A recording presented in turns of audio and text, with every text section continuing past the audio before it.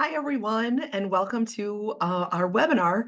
I am Dr. Leah Jeunnette. We're so delighted that you can join us today. We are talking about developing your professional skills with bioethics and medical humanities. We're going to be focusing on our master's program here at Case Western Reserve. Um, and so I'm just going to go ahead and dive us into this topic. Um, as I said, I'm Dr. Leah Jeunnette. I am the director of our Master's in Bioethics and Medical Humanities program. I'm also an alum of the master's program, which is pretty exciting. I also work as an assistant director of education here in the Department of Bioethics. And I'm also a clinical ethicist at one of our hospitals here in Cleveland, University Hospitals. So at times I take turns being on call with our team and helping to provide recommendations regarding ethical issues with patients, medical teams, families as issues arise. So today's agenda, we are going to focus first on Case and our School of Medicine. We're going to give you just kind of a lay of the land of where we are as a program and a department in the greater university. We'll then talk briefly about the master's program and then dive into professional development within our master's program. So what features in our master's program in light of the world of bioethics and medical humanities is there to discuss? We then will go quickly into application process and deadlines, things like student assistantships and financial aid, and I will leave time at the end for Q&A as well. So speaking of Q&A, there is a feature here on Zoom that you can submit your Q&A as we go. I will hold them till the end, but as you think of a question, feel free to submit it, and it may be answered directly at the end of this. All right, so we're going to go ahead and dive in to talking about Case Western Reserve and our School of Medicine. So Case at Western Reserve, as most universities, are made up of several schools. Our Department of Bioethics and our master's program are located within the School of Medicine.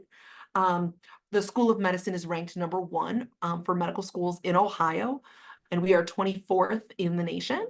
And that has to do a lot with the way our medical education is set up, but also the research that is happening in our school as well. And we are very highly ranked for NIH funding.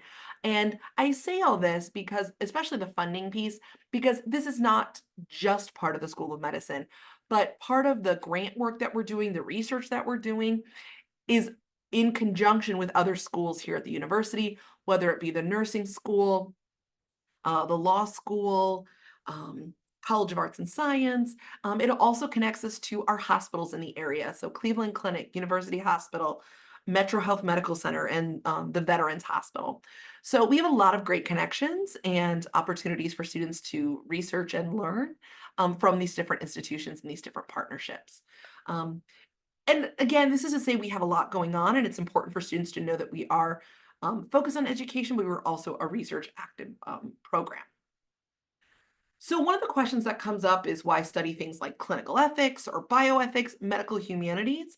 And I think it's important because healthcare impacts all of us. This could be personally, but it also could be for professionally. We have constant advancements in science and technology, and this can lead to ethical concerns. Some of the questions that we ask that are related to this, things like, should we intervene or can we intervene? What kind of values inform policy and practice? Can we or should we ensure justice and respect for persons in research or in clinical practice? And of course, there's many more questions we can ask as well. But these are some of the big ones that we think about when it comes to the work we do in bioethics and medical humanities. And because of that, what how can this ultimately assist a career path? So how does it enhance a career path? I think one of the things we think about in bioethics and medical humanities, it's incredibly interdisciplinary and multidisciplinary.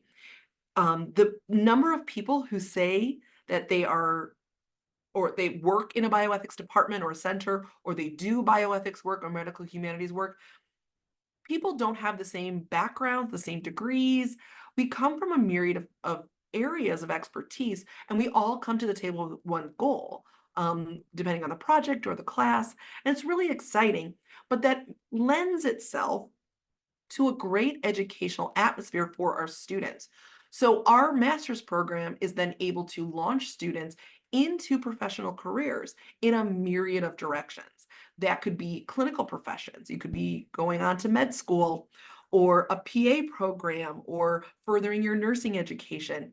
It could be in the world of the law, legal work, regulatory work, policy work. A number of our students go into that area. It could be focusing more on arts and humanities, um, or directly in bioethics. We also have a number of individuals who end up in academia in various roles. And then the last piece that is really great in bioethics and medical humanities is it allows for discernment for students. So students may be looking for an area in healthcare that fits them. There are a lot of job opportunities in healthcare. There are a lot of career opportunities in healthcare, but we don't always know about them. And so a program like this, studying bioethics and medical humanities, allows you that discernment and that opportunity for exploration and ultimately develop you professionally. So getting a little bit more detail in our program. So this fall, we will be celebrating our 29th year of our master's program. That's pretty exciting. We are one of the oldest programs in the country. For students who complete the program full-time, it's 1 year or 2 semesters. We do offer part-time options for students. And we also have dual degree options. We have a dual degree program with the medical school, the law school, some master's programs like genetic counseling, social work, public health. Um, you do have to apply to the programs separately and be accepted separately in order to be in a dual degree program. Um, Another facet of our program, as you can see, because we are a 1 year or 2 semesters, we have 30 credits. So it's very specific for students, but within that 30 credits, it's typically 15 credits each semester. There is an incredible amount of electives. So almost half the courses are purely elective. And this allows students to customize the curriculum for the career path that they're looking to pursue. So a student who is planning to go to law school may have a curriculum that looks different than someone who's planning to become a physician assistant. And we do that on purpose. Of course, there are required courses that all students take, but ultimately those electives are going to be what allows you to customize. And that could be in things like short-term study abroad and our clinical ethics rotations. We'll talk about both of those in a moment. And our personalized advising is also available for our students as well. So to kind of get a better sense of what I mean by a customized curriculum, all students by default are in what we call our traditional program. So you have your Foundations in Bioethics and Medical Humanities 1, your Clinical Ethics Rotation Semester 1, Foundations 2, and your Capstone. And these are required for every student in the program, regardless of if you are in a concentration or not. From there, you then can get more specific in your electives. So if all of your electives are left open to the classes that you're interested in taking related to bioethics and medical humanities, you would be in our traditional program.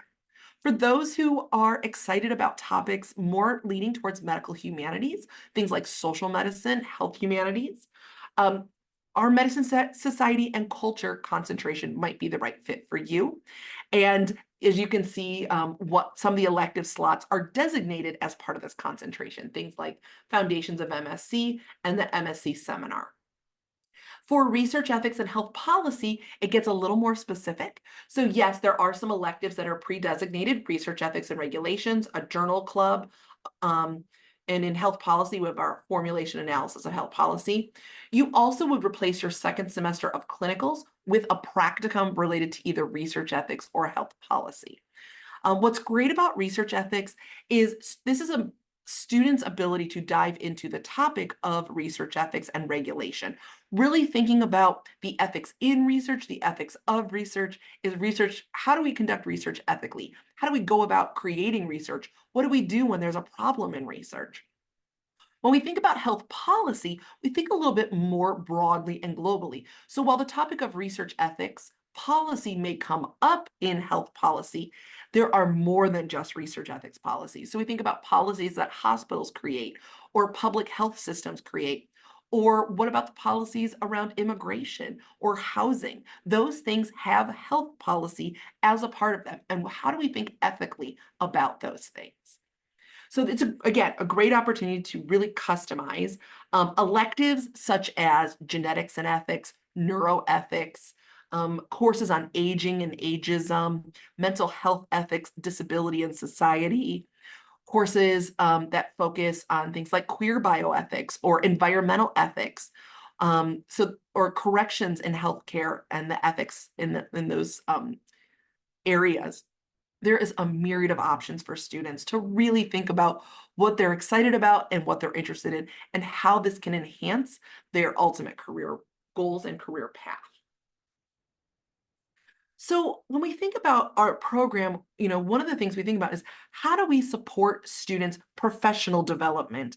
So when we think about graduate school in general, one of the things we tell our students is graduate school, you are now into a space of professional work. You are now also a professional in the room. You have undergrad experience under your belt already, and you are ready to move into the professional phase of your career path. And in order to do that, we need to support you in those ways.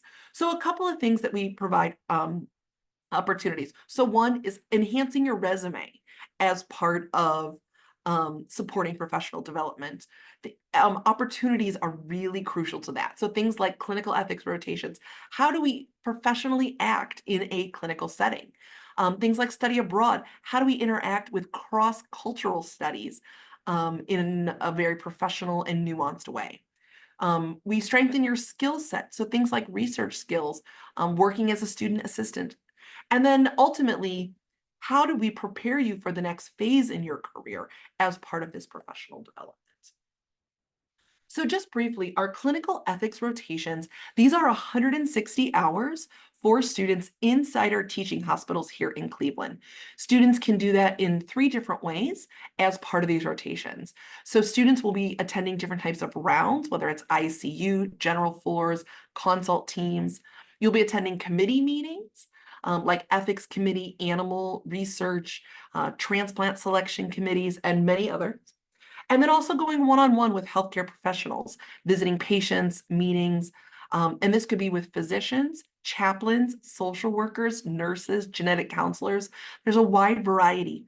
And so for each of our students in the fall semester, you're assigned to one of our 4 hospitals: University Hospital, Cleveland Clinic, Metro Health, or the VA. And while you're at that hospital, you're given a list of opportunities of where you can spend your time.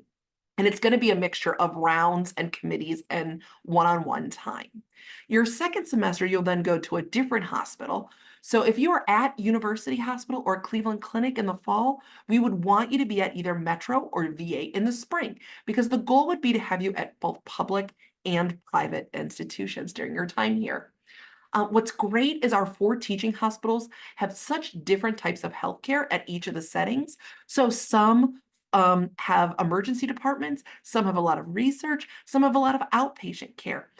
For instance, University Hospitals does a lot of focusing on pediatrics. Metro Health has a burn unit. So each place is very unique, and the opportunities for students are also going to be unique to that hospital site. Another opportunity for students is our short-term study abroad electives. These are 3-credit courses that students can take either during winter break, spring break, or May. They're usually 1 or 2 weeks long. This upcoming year for 2025, for spring break, we will have a course that goes to Paris, France. And in May of 2025, we will have a course that's 2 weeks to Granada, Spain. We change these courses up in any given year, and so we're excited that these are at least 2 of the courses we've confirmed for this upcoming year, for students to get to experience a different culture, but also understand the differences in bioethics, medical humanities, and the specific topics you're covering in that course. So another way that we work with students on developing their professionalism and their professional skills is by strengthening your skill set. One of the things we think is important for students is to have research opportunities. Now, we know that not every student wants to participate in research, but we do want to make sure the opportunity is there. And that can be done in a couple of different ways. One, our faculty are extremely research active at the local, national, and international level. We have different seminar and different events that students can participate in, like our core research forums, our work in progress seminars, grand rounds such as Metro Health Bioethics at Noon or UH's Ethics Grand Rounds. People are talking about the research work they're doing, which is really interesting. And then there's also an opportunity to join faculty and staff on a research project. In order to do that, we make sure that we teach you the skills you need to know. So it's a great way to join a project, to learn more about the research skills you need.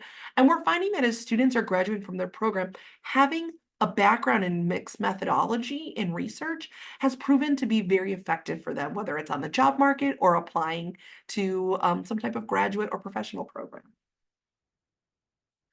So one of our ways that students get involved in research is through our student assistantships. So students can get involved in a role that's focused on teaching, research, or administration. Students will receive a partial tuition waiver. On average, it's around $5,000 split between the 2 semesters. And the goal behind this is for students to get a threefold experience or threefold goals. One is experience, specific to training and skills. Two is there's always possibility for publications. And three is networking opportunities. Each role is going to look a little different, and we will communicate that. I will say our student assistantships are highly competitive. We always have more applicants than we have slots, and we try to let students know our decisions in a timely manner, based on the budget we have for the year, the number of teaching roles we have, or research roles, or administrative roles.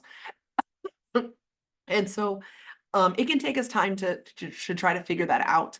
The other thing is, even if a student is not offered a student assistantship, they also could volunteer to join a research project.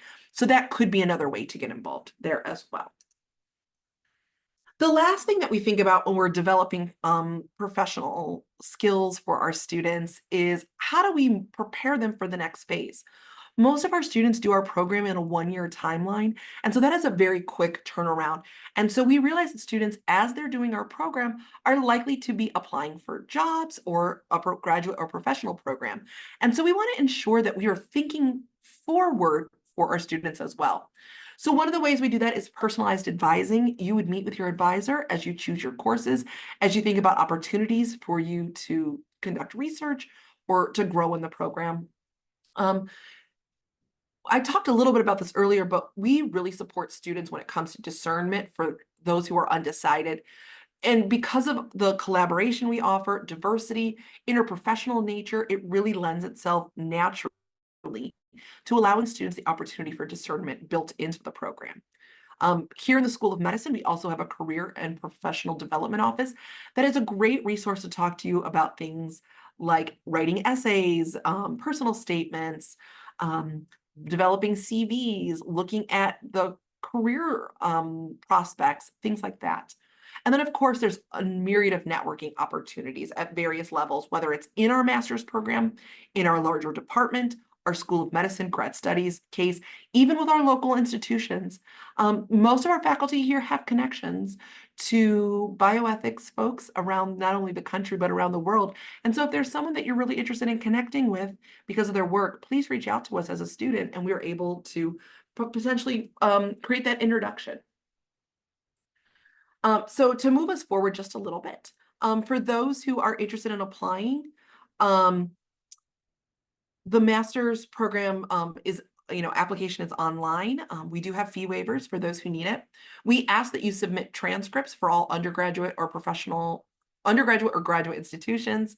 Unofficial transcripts are fine for the review process. You would need official transcripts if you do decide to join the program upon admission.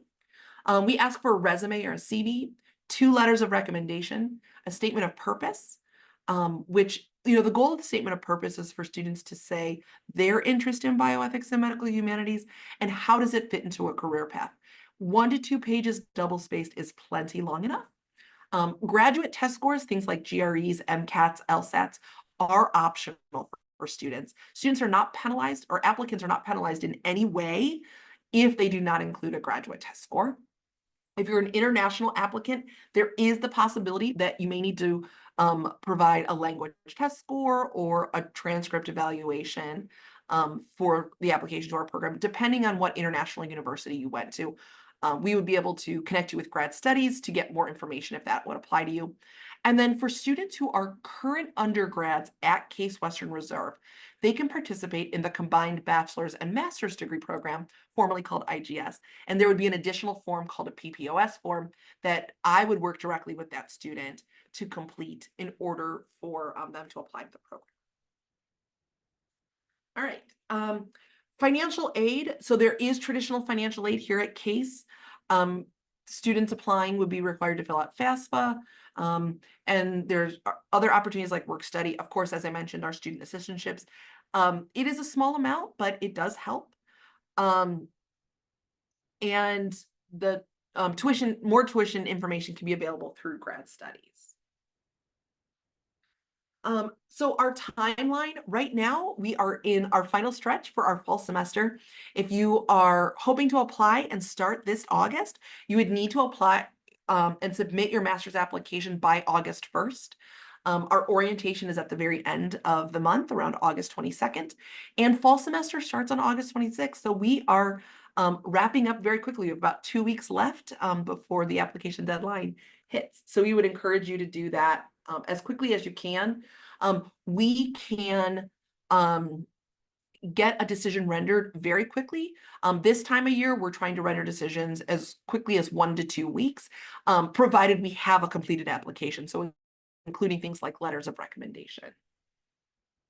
So we have a few minutes left, and I want to open the opportunity for questions. I do see we have at least one question submitted. So there's a question about if joining a research project, another way of securing financial support for the program. This is a great question. So for our master's students, if you are assigned a research role as part of the student assistantship program, you would receive a partial tuition waiver. So it's an average of $5,000. It could be more, it could be less. And then you would be assigned to a specific faculty to work with on their research project. We typically do not outright hire students to formally join a project as an employee. You would have to go through the typical employee process here at the university in order to do that. There are other research opportunities across the university that you can also look to as well. So we are very aware that financing a master's program can be quite challenging. Our student assistantships are not going to be able to fund a student fully. It's just not how our program works. I wish we could offer more, but we do kind of have limitations there. I know for international students, it can be quite challenging, and I wish we could offer more than we do, but unfortunately, it's just kind of the nature of what we have right now. All right, let's see. For undergrads, at what point in undergrad training would we apply for the combined degree program, and what undergrad courses would be helpful as a background? That's a great question. So the first thing I would say is, if you are a current Case undergrad, a great time for us to schedule a meeting would be during your sophomore year. I'm happy to meet with first year students as well, but sophomore year is a good time for us to sit down and start thinking about how to plan out your courses.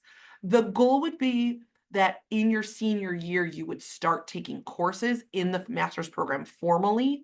So that means if you backtrack, you're likely applying during your junior year. There is more flexibility now that we have this combined bachelor's and master's.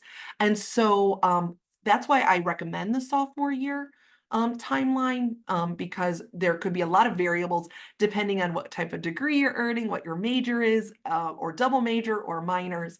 And so setting up a one-on-one meeting, I think, is the best way, so I can give very specific details to your situation. When do applications open for fall of 25? Great question. Typically, our application cycle opens in September. Usually the week after Labor Day is a good time frame. Since you are attending this webinar, that means we do have your contact information. And you would be in the group that would receive an email announcement when the application opens. So you'll get an automatic email from us. which can be very helpful. I'm realizing that in the previous question about the undergrad, there was a second question, which was what undergrad courses would be helpful as a background. So there's kind of two answers to this. One, for students who are undergraduates at Case, we do offer an undergrad minor, which means we have a number of undergrad courses that are open to all students, regardless if you're in the minor or not. Courses like Beth 210, it's a health perspectives, really focuses on social medicine and health humanities. It's a great intro course. Beth 271, bioethics dilemmas, wonderful course. I believe we have a new course that'll be coming out, Beth 222, which should be focused on an introduction to health humanities. Any of these courses would be great, but I do want to stress that our master's program is designed in a way that students do not have any prerequisite requirements. So if you are a student who is sitting here watching this recording or attending live thinking, well, my university doesn't offer bioethics courses or health humanity courses, or my schedule didn't work out for me to take it, you are not at a disadvantage. We will make sure that we teach the fundamental things you need to know. And so taking a course during undergrad can be a great benefit, but you will not be penalized if you're unable to take a bioethics or medical humanities course during the undergrad time period.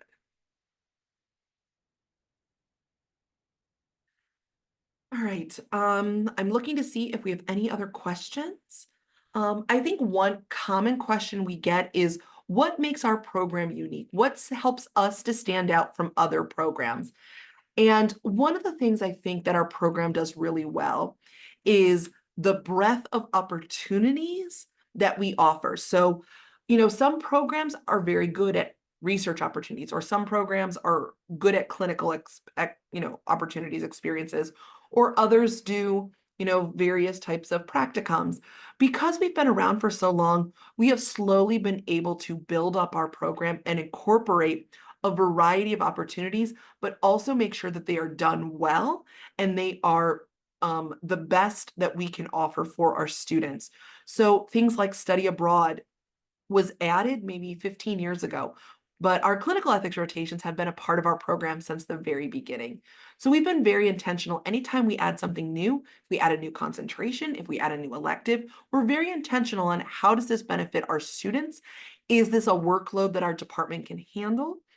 Can we sustain this in the long run and not just do it as a one-off opportunity?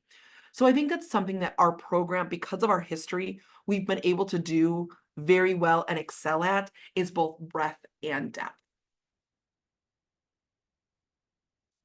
I'm not seeing any more questions, but if you do have a more specific question, or if you'd like to schedule a meeting with me, I meet with a number of prospective students every year because they want to talk more specifically about their situation and finding out if this program is the right fit for them.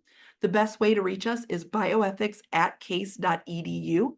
I'm typically the one that checks that email address, and we will get back to you or connect you with the right person if it's not me, or we can schedule a meeting on Zoom and talk about your interest in the program, your career progress, all of that. And so it's a great way to connect with us. Oh, I am seeing one final question, and since we have just a few more minutes, I'm happy to answer this one. Can you give us some examples of exciting research topics that CASE faculty are involved in? That's a great question. So we have a faculty member who has been doing research on the guardian ad litem system. So guardian ad litems are assigned to minors who are involved in the court system. Perhaps their parents are going through a divorce, or there's some type of issue. The guardian ad litem is assigned to that minor to act as a legal representative on their behalf. And there's a lot of issues with that system, and our faculty is doing research on that and how to change the system, make sure people get proper training, make sure they have expertise and in the right areas, not just in the law, but how do you work with adolescents? How do you work with children, mental health issues, physical health issues? And so that's one of the really interesting research areas. We have a faculty who she has done a lot of work in genetics. whether it's prenatal genetics or genetic testing, a lot of work around reproductive justice. And so she actually has, I believe, 3 different grants going right now. One is wrapping up, and one is wrapping up of those 3, and one is just launching. And so Dr. Mickey does a lot of work in that space. We also have faculty who do work more in a philosophical sense. So maybe they're thinking about research topics of how do we think about capacity and decision making of patients, and what does that look like? Yes, in the clinical setting, but how do we think about it in a philosophical way? And so there's also research being conducted there. Um, I would also suggest, looking on our website, there's a number of projects that are listed from our faculty, and some that aren't even there yet because there's so many projects going on. But we have a lot of expertise in things like AI, genetics, LC space, so ethical, legal, social issues around genetics, but also clinical ethics research is being conducted. We have folks that are doing disability, mental health ethics research, aging research, and we also have faculty who then join other projects in other departments. So it might be a more scienced or, a STEM, type focused project, but there's an ethics component to it that our faculty get involved in. So there's a lot of ways, a lot of projects, and it's great to see how students can get excited about these different projects. Great question. So I'm going to wrap up. Thank you so much for those who have attended live. Thank you to those who are watching the recording. We appreciate your time. I would encourage you, email us, bioethics@case.edu. Happy to talk to you about your interest in the program, the application process, student assistantships, research, whatever it might be. Feel free to reach out and we can schedule a time to talk one-on-one. Thank you so much, and I hope you have a good rest of your day. Bye-bye.